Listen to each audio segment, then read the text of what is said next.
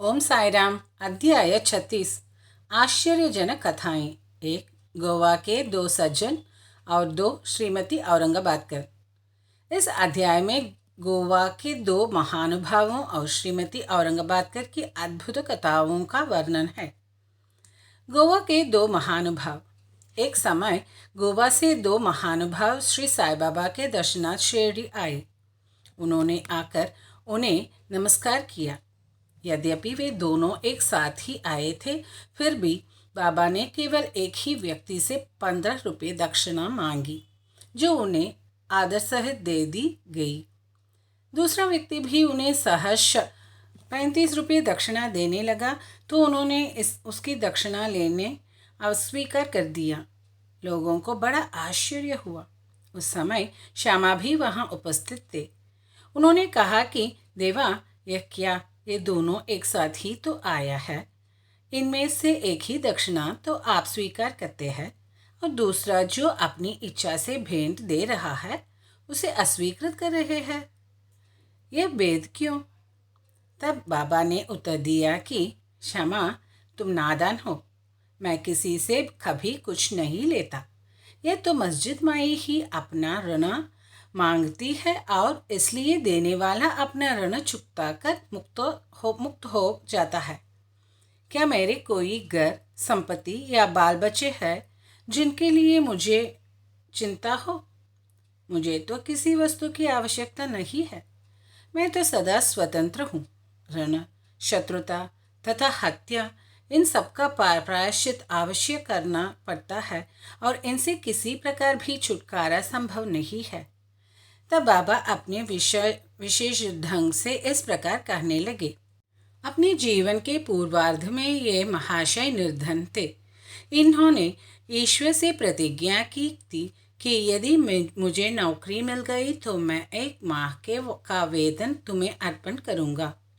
इन्हें 15 रुपये माहवा की एक नौकरी मिल गई। फिर उत्तरोत्तर उन्नति होते होते 30, 60, 100, 200 और अंत में 700 रुपये तक मासिक वेतन हो गया। परंतु समृद्धि पाकर ये अपना वचन भूल गए और उसे पूरा न कर सके।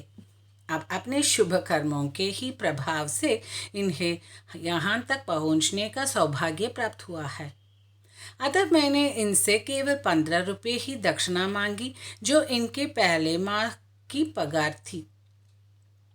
दूसरी कथा। समुद्र के किनारे घूमते घूमते मैं एक भव्य महल के पास पहुंचा और उसकी दालान में विश्राम करने लगा। उस महल के ब्राह्मण स्वामी ने मेरा यथोचित स्वागत कर मुझे बढ़िया स्वादिष्ट पदार्थ खाने को दिए।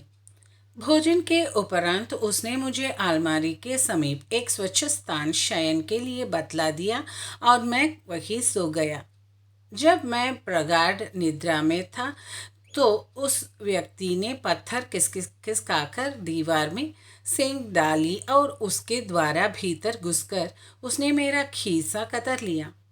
निद्रा से उठने पर मैंने देखा कि मेरे 30,000 रुपये चुरा लिए गए हैं।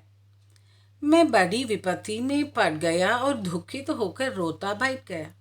केवल नोट ही नोट चुरा लिए थे, इसलिए मैंने सोचा कि यह कार्य उस ब्राह्मण के अतिरिक्त और किसी का नहीं है। मुझे खाना पीना कुछ भी अच्छा न लगा और मैं एक पखवाड़े तक दालान में ही बैठे बैठे चोरी का दुख मनाता रहा। इस प्रकार 15 दिन व्यतीत होने पर रास्ते से जाने वाले एक फकीर ने मुझे दुख से बिलखते देखकर मेरे रोने का कारण पूछा। मैंने सब हाल उससे कस सुनाया। उसने मुझसे कहा कि यदि तुम मेरे आदेशानुसार आचरण करोगे तो तुम्हारा चुराया धन वापस मिल जाएगा। मैं एक फकीर का पता तुम्हें बताए देता हूँ। तुम उसकी शरण में जाओ और उसकी कृपा से तुम्हें तुम्हारा धन पुनः मिल जाएगा। परंतु जब तक तुम्हें अपना धन वापस नहीं मिलता, उस समय तक तुम अपना प्रिय भोजन त्याग दो। मैंने उस फकीर का कहना मान लिया और मेरा चुराया धन मिल गया। तब मैं समुद्र तट पर आया जहाँ एक जहाज खड़ा था जो यात्रियों से ठसाठस भर चुका था।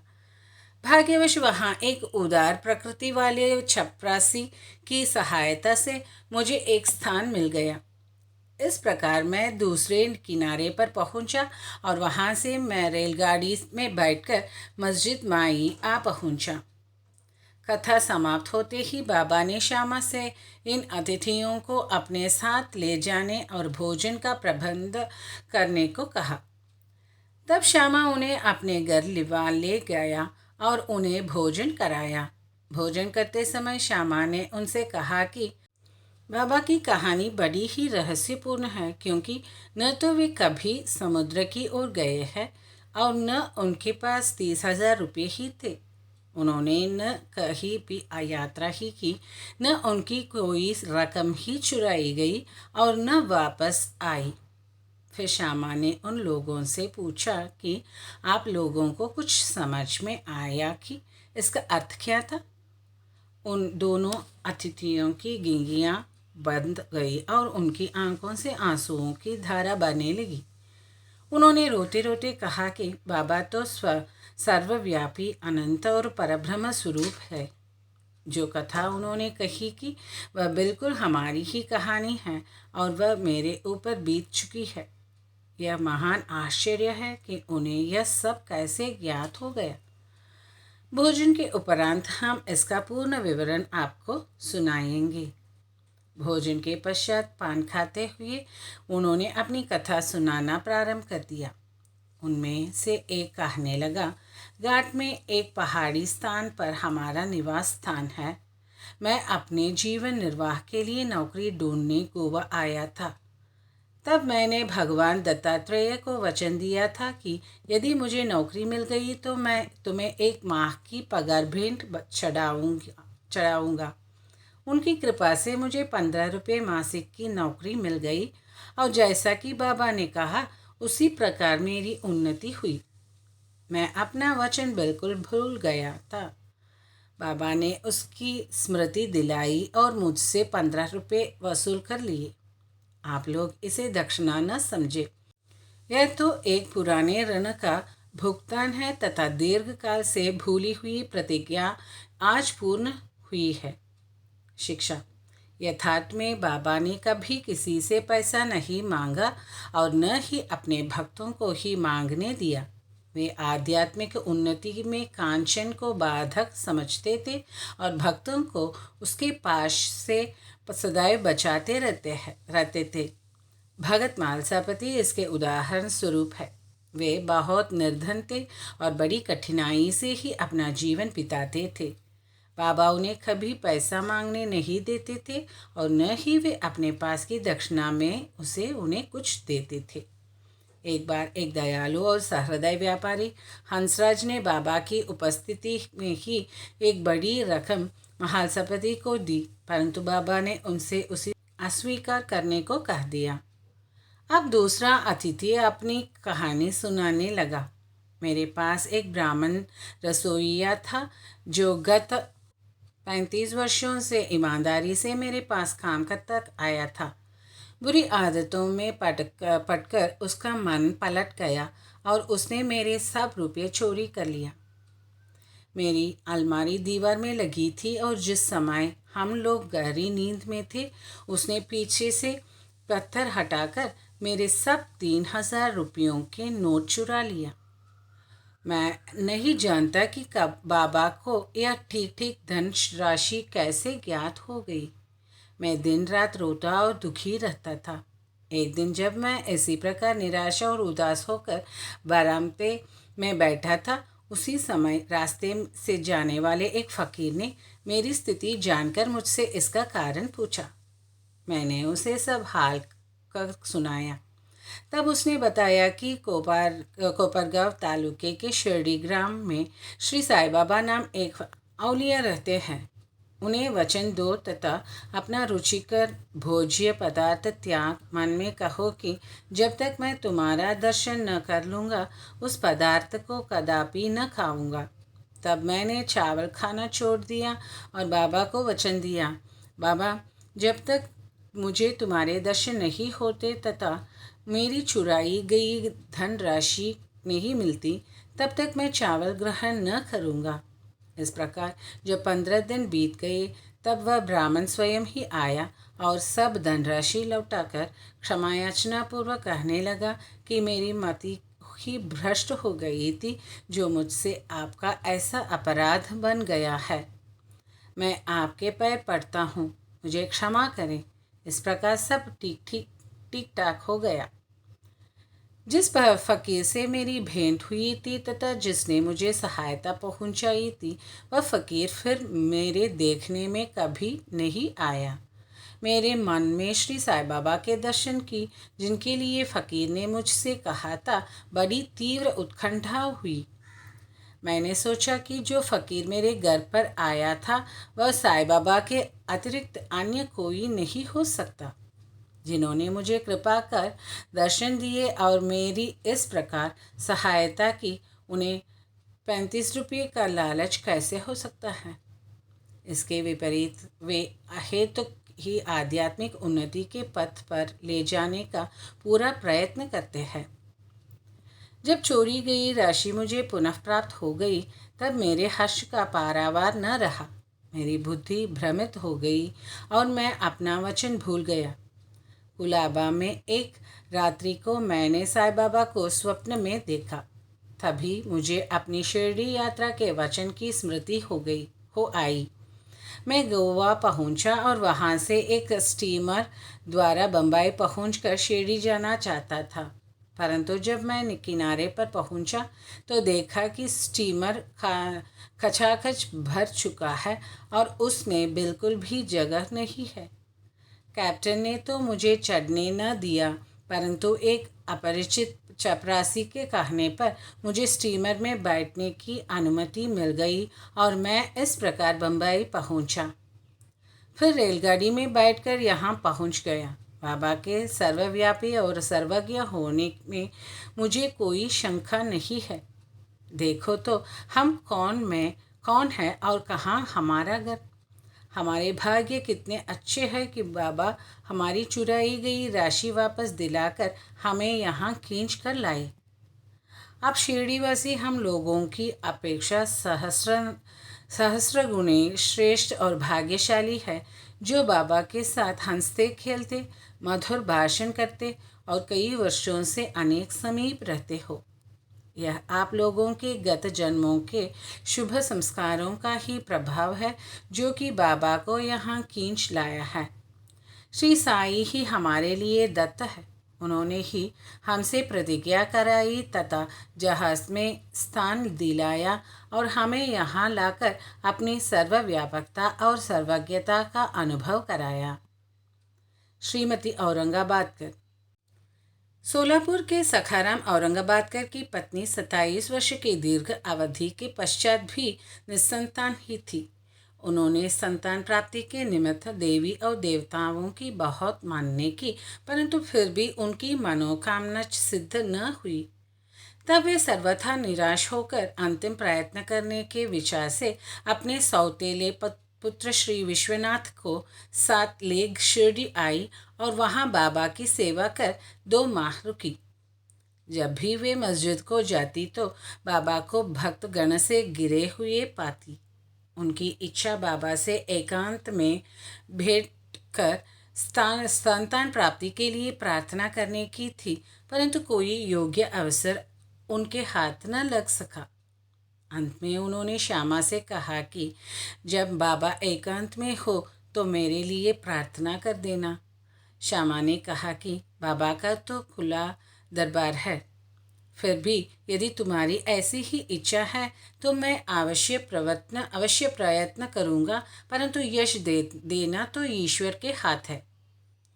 भोजन के समय तुम आंगन में नारियल और उदबत्ती लेकर बैठना और जब मैं संकेत करूं तो खड़ी हो जाना।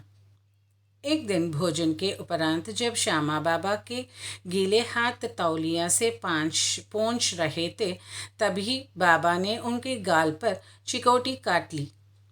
तब श्यामा क्रोधित होकर लकाने लगे कि देवा, यह क्या आपके लिए उचित है कि आप इस प्रकार मेरे गाल पर चिकोटी काटे?